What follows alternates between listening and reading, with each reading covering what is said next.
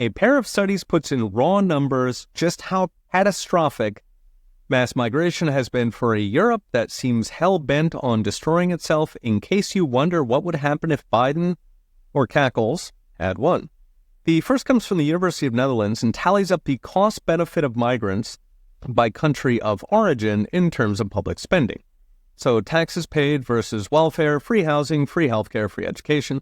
It finds the typical migrant from the US, Canada, Western Europe, or Japan generates $500,000 in net benefits per migrant. In other words, much more taxes paid than benefits received.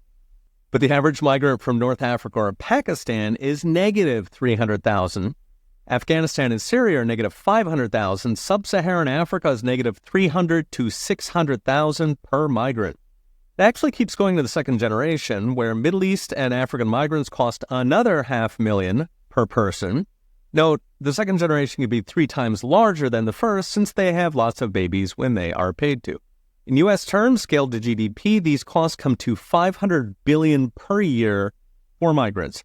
Keep in mind, this is just public spending. It does not include crime, which brings us to the second study by the Danish government, which followed 321 Palestinian refugees admitted en masse in 1992. 30 years later, it turns out 64% were convicted of a serious crime, 55% were on government welfare, 40% were deemed unemployable, meaning welfare for life. Incidentally, even in the second generation, which tripled to 999 migrants, half were on public benefits, 34% had committed a serious crime, which is roughly 40 times the criminal rate of native Danes. A separate Swedish study found Palestinian migrants are 23 times more likely to commit rape than native Swedes. Tunisians are 40 times, Afghans 50 times, Algerians are 90 times more likely to rape. Of course, European media drown these numbers in pro-migrant propaganda, while so-called hate speech laws censor Europeans from the truth.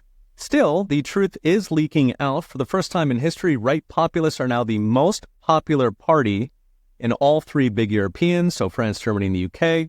Nearly a third of young Spanish men are now right populists. Germany's close behind, despite a relentless media campaign tarring populists as fascists, which carries enormous social taboo in Germany. So we can only imagine what those numbers would be without media censorship and bias. So what's next, brought to you by I Trust Capital, Europe's populists will take longer to gain power, partly because of the media and censorship, partly because the populists are new to politics and will be clumsy at first, and partly because a huge share of Europeans work for government and will vote for the establishment that pays their checks. But the tide is shifting, and when populists do gain power, change will come much harder in the U.S., because Europe has far fewer checks, balances, and lawsuits than the U.S., meaning a majority government in Europe can pretty much do what it likes, even if it is populist. Europe's globalists know this, which is why they are fighting so hard to keep the truth from their own people. But the harder they fight, the longer they delay, the harder it falls. Okay, we'll be watching. See you next time.